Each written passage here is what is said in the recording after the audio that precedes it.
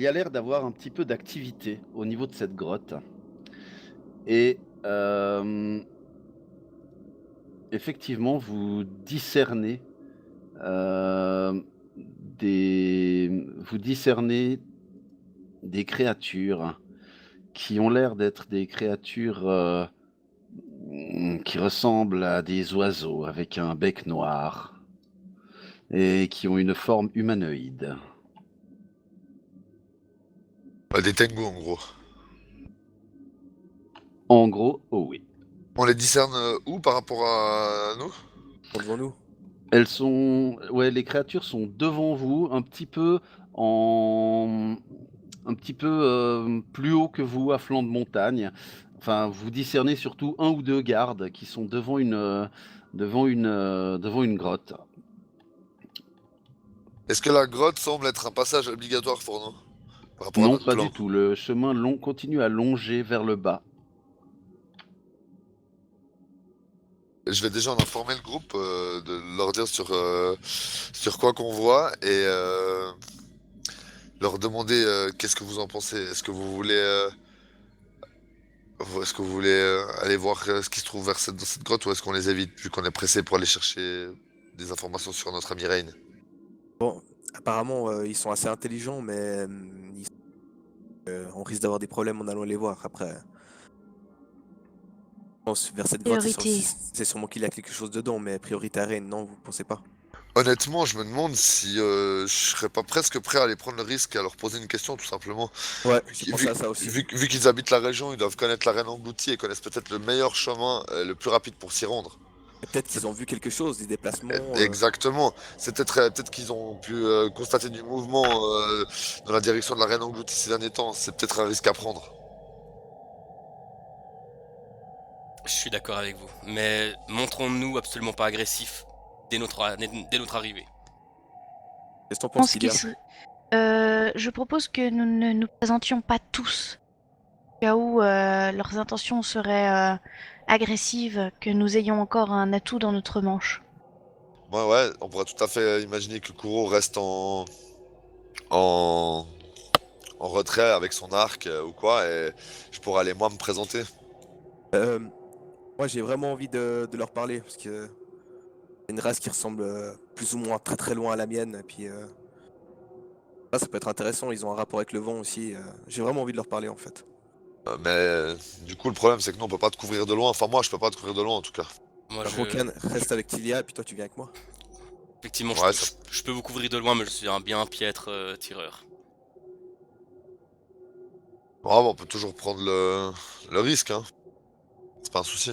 En tout cas, j'y vais pas seul, mais si tu viens avec moi, je veux bien Non, tenter. Ouais. moi, je pensais tous y aller, mais de toute façon, laisser quelqu'un derrière. Mais bon, on peut laisser, excusez-moi, Rokan et puis Tilia en embuscade dans un coin, et puis... mais faut qu'ils soient prêts à intervenir assez rapidement si ça Ouais, devait non. tourner en Vas-y, carnage. vas-y toi, et puis je vais rester là. C'est C'était une meilleure sûr? idée. Ouais, ouais, c'était une meilleure idée. Ok. Alors j'y vais. Est-ce que peut-être est-ce que Tilia, tu viens peut-être avec moi? Ça paraîtra peut-être moins agressif un homme seul, armé d'un gros espadon. Peut-être une gentille gnomette prêtresse druide pourrait les amadouer s'ils perçoivent une quelconque hostilité en moi. Bien sûr, Srendil, bien sûr. Je préfère être à tes côtés, en plus, si jamais les choses tournent mal. Parfait. De toute façon, je serai l'épée et le bouclier si les choses devaient mal se passer. Donc les autres, mettez-vous en embuscade, mettez-vous dans un angle où vous êtes sûr de pouvoir atteindre ou toucher la cible, enfin toucher ou blesser la cible, quoi. Et puis une fois que vous êtes bien placé, on se rendra là-bas de la façon la plus pacifiste possible. En fait, j'y pense avant d'y aller. J'aimerais jeter un coup d'œil au ciel, voir si on aperçoit notre nouvel ami écailleux, et voir s'il a l'air de réagir quelconque façon. Alors, fais-moi un jet de perception dans la tour AD, s'il te plaît. Tu ne le discernes pas, peut-être est-il au-dessus des nuages, peut-être vous observe-t-il de loin, peut-être en a-t-il profité pour aller chasser. En tous les cas, tu ne le vois pas. D'accord. Srendil, fais quand Oui. tu veux. Excuse-moi, je regarde les autres pour voir s'ils se sont préparés en embuscade. Je me Ouais, mets c'est derrière un rocher, ouais, je prépare mon arbalète, je prépare une flèche au cas où, et je mets déjà dans le viseur l'entrée de la grotte. Ok, alors une fois qu'ils sont prêts, Tilia, toi et moi, on va s'y rendre, mais toi, tu vas parler en premier. Je pense que tu as un ton plus doux et qui pourra plus facilement attirer leur confiance. Quant à moi, je n'aurai pas mon espadon à la main, mais je me tiendrai prêt soit à griffer, soit à espadonifier tout ce qui bouge. Allons-y. Que nous ne faisions pas en sorte d'être silencieux pour nous approcher. Non, Très bien. moi je pense qu'on va s'approcher de la façon la plus normale qui soit pour être sûr, quoi. De pas attirer les soupçons, parce que si on essaie d'approcher de façon discrète et subrepticement, et puis qu'on se fait griller, ils vont penser qu'on cherche à cacher quelque chose, je me dis. Tandis que si on y va de façon la plus, Direct dirons-nous, possible.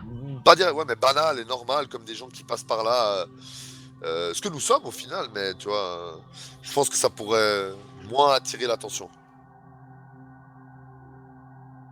Très bien. Donc il n'y a pas de problème. Tilias, Rendil, vous vous approchez et puis il y a deux sentinelles qui vous aperçoivent et vous entendez comme un cri de corbeau effectivement qui se fait et d'autres sentinelles sortent de la grotte qui ont l'air armés. Ils n'ont pas l'air d'être, enfin ils ont l'air de faire un cordon de sécurité, mais ils n'ont pas l'air de charger contre vous. Et ils attendent que vous soyez à portée de voix. Et puis, dans un commun très correct, malgré leur bec, qui, pensez-vous, aurait pu les empêcher de parler correctement, ils parlent avec simplement avec quelques claquements en plus. Mais en gros, ils vous parlent un commun très correct et vous demandent que faites-vous là? Qui Euh, êtes-vous? Que nous voulez-vous? la- Nos œufs? Nos petits? Bonjour, messieurs. Je me présente, je m'appelle Tilia Cordata et voici mon ami Srendil Sinderion. Euh, Bien le nous, bonjour. nous avons entendu votre présence et nous espérions que vous pourriez nous aider au chemin à suivre. Nous nous Eh bien, dirigeons, oui, nous pouvons. nous nous dirigeons en ce moment même en direction de la reine engloutie, dans l'espoir de retrouver un ami qui nous a été enlevé. Et nous nous demandions si vous auriez vu des mouvements étranges ces temps ou des personnes se diriger dans cette direction. C'est très dangereux. C'est très dangereux, la reine engloutie. Jamais nous n'irons là-bas. Oui, mais est-ce que vous avez vu des personnes autres que nous se rendant par là-bas ces derniers temps? Et là, le Tengu a l'air de scruter un peu partout, comme ça. Et puis, il dit deux personnes qui vous poursuivent. Hmm, un musicien et un archer. Là-bas. Et il pointe droit en direction j'allais dire de Rain, mais de Rokan et de Kuro. Est-ce qu'on Est-ce les qu'on entend entend? ça? Pardon, la même Ouais. question. C'est pas suffisamment fort, mais vous voyez que le Tengu pointe la main vers vous. Ouais. Alors, moi, dès que je vois ça, ben, je range mon arbalète et je lève les mains. Ouais, je fais pareil. Et puis on s'approche gentiment. Des connaissances à vous? Oui, des amis restés à l'arrière. Pardonnez notre méfiance, mais comprenez qu'en ces régions, nous avons préféré laisser nos amis en surveillance avant de voir vos intentions.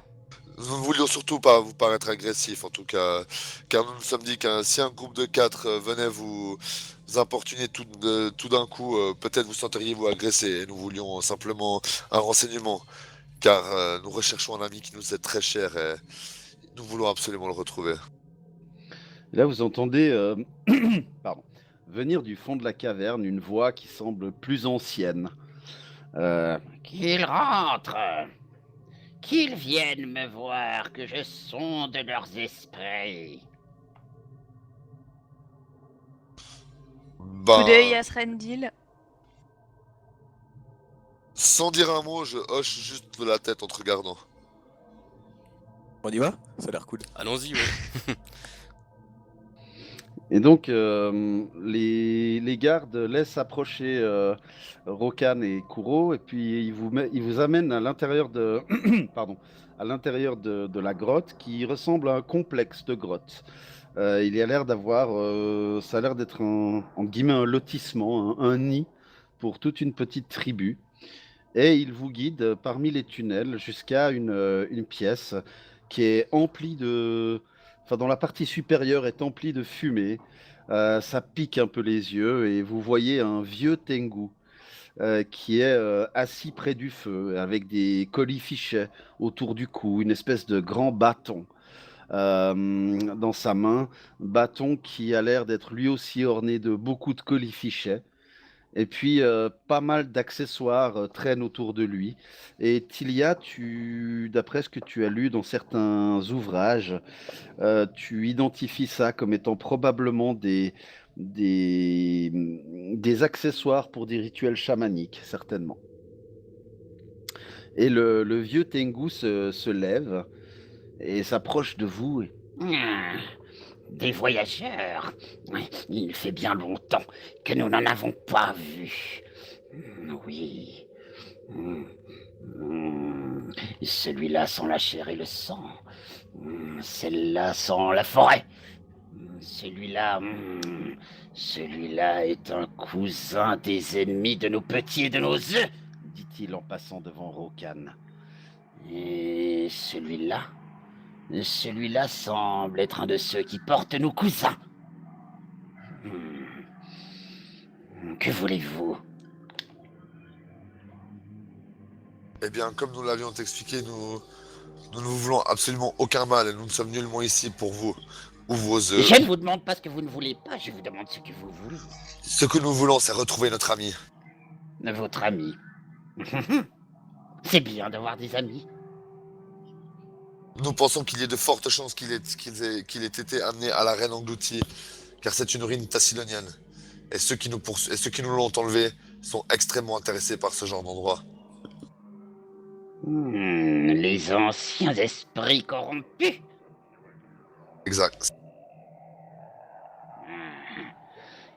Et qu'est-ce qui pourrait me faire croire que vous ne voulez pas vous approprier les malédictions et les maléfices de cet endroit? Eh bien, il me semble que vous avez sondé notre esprit. Oh, pas encore. Hein, Je bien. sonde d'abord vos motivations. Eh bien, sondez nos esprits et vous verrez que notre raison est tout à fait raisonnable, j'allais dire. Elle n'a absolument rien de maléfique. Nous cherchons seulement à récupérer notre ami et à défaire ceux qui essayent de ramener ces anciens dieux impurs. Hmm. Asseyez-vous, chacun autour du feu. Et il vous désigne à chacun un emplacement autour du feu. Je m'assieds. Je m'exécute pour ma part. M'exécute. Pareil. C'est le dos voûté en s'appuyant sur son bâton qu'il s'approche de l'entrée de sa grotte, parce que c'est sa grotte personnelle, visiblement, dans le réseau de grottes. Il tire un rideau de cuir, de sorte à ce à ce qu'on ne voit pas depuis l'extérieur, et il fait à deux gardes qui sont restés devant. Ne nous dérangez pas, les esprits doivent me parler. Et puis il revient vers vous, et il est seulement vêtu d'un pagne. Et puis, à sa ceinture, il y a plusieurs bourses. Euh, il prend des herbes dans plusieurs de ces bourses. Il les jette dans le feu et un crépitement ainsi que plein de fumée se fait. Fumée qui emplit complètement l'atmosphère et vous fait tous tousser. Votre vue commence à se troubler. Et vous avez l'impression de flotter. Pas flotter dans de l'eau, mais flotter dans un espace. Espace dans lequel vous voyez que derrière vous se tient la tête gigantesque par rapport à vous de ce vieux chaman. Et il vient vers vous et il vient d'abord vers Srendil. Il te caresse la tête pendant quelques secondes et il te donne un petit coup du plat de la main sur la nuque et tu as l'impression qu'une image sort de ton front et se matérialise devant toi. Et cette image représente en fait une version idéalisée de toi. Un héros au grand cœur, dont la colère est dominée, saine et juste, qui vole vers le secours de la veuve et de l'orphelin. Il fait pareil en s'approchant de Tilia, lui caresse gentiment la tête, donne une petite frappe derrière son occiput et une image de Tilia, elle aussi idéalisée, se forme. Et on voit Tilia empreinte d'une luminescence chaude, dorée et bienfaisante qui apporte le bien, le réconfort, le soin autour d'elle. Ensuite, le vieux chaman arrive près de Rokan et malgré la répugnance que l'aspect félin de Rokan semble lui provoquer, il caresse quand même avec la même gentillesse la tête de Rokan, puis frappe aussi un petit coup dans son occiput, de sorte à ce qu'à nouveau, une image de Rokan, elle aussi idéalisée, se forme devant vous. Et cette image chante, redonne du courage aux opprimés, aux gens fatigués. Il leur donne du repos, de l'encouragement, de la joie. Alors que dans le fond de l'image, on devine des ennemis euh, se tenant les oreilles, vomissant tripes et boyaux en étant ulcérés par un son qui leur vrille les oreilles. Le vieux chaman s'approche en dernier de Kuro, lui caresse quelque peu aussi la tête, et à nouveau frappe d'un petit coup l'occiput de Kuro. L'image qui se forme est une image par moments troublante et noire, par moments joyeuse, mais en tout cas valeureuse. La forme idéalisée de Kuro ressemble à une ombre dans la nuit ou un courant d'air dans le vent. Courant qui, parfois, amène une ortie à caresser la jambe d'un enfant qui se met à pleurer, ou vent furieux qui détourne une averse et un torrent d'un village qui allait être englouti sous les eaux. Le Tengu se transforme ensuite devant vos yeux en une espèce de gigantesque corbeau qui s'envole et pourchasse vos 4 images que vous regardez se faire gober par le corbeau. Le corbeau monte haut dans le ciel, plonge vers vous, et alors que ses ailes vous recouvrent, le noir se fait et vous sombrez dans l'inconscience. Le temps se passe, s'écoule. Combien de temps, vous ne sauriez le dire, mais vos yeux s'ouvrent, vous êtes étendu auprès du feu où vous étiez tout à l'heure. Le feu a bien baissé. Il n'y a plus que des braises qui crépitent. Et à côté de vous, le vieux corbeau, enfin le vieux Tengu, qui regarde dans le feu d'un air absent. Que faites-vous? Ah, le trip. Quand je me réveille, je regarde Tengu et je lui demande que nous est-il arrivé? Que nous avez-vous fait? Je vous l'avais dit, sondez vos esprits. Et pourquoi nous nous sommes évanouis alors? C'est l'effet des herbes. Et sommes-nous alors assez purs pour que vous nous laissiez en vie?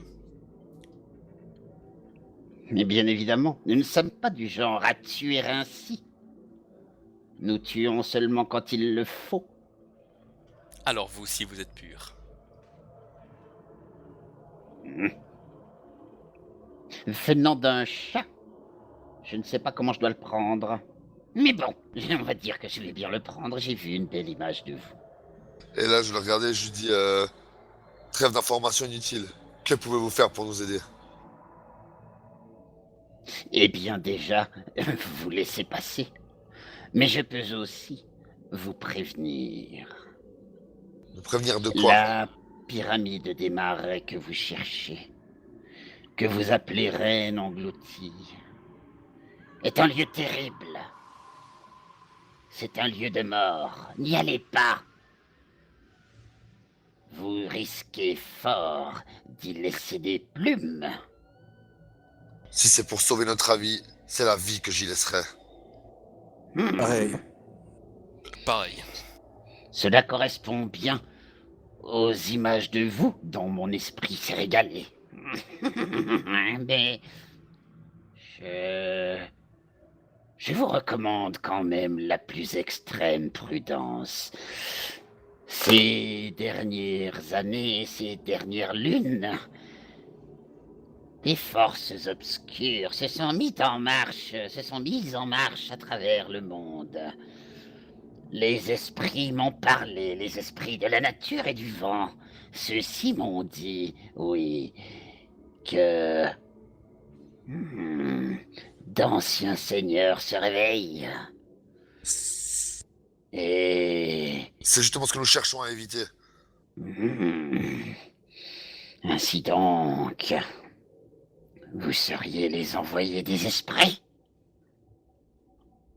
Je ne sais pas si nous sommes envoyés ou quoi que ce soit, mais il s'est avéré que des gens, ces mêmes personnes qui cherchent à réveiller ces esprits, ont fait du mal à des gens qui nous sont chers, à nos villes, à nos villages, ont assassiné, tué, pillé, torturé, et maintenant ont enlevé l'un de nos plus précieux amis.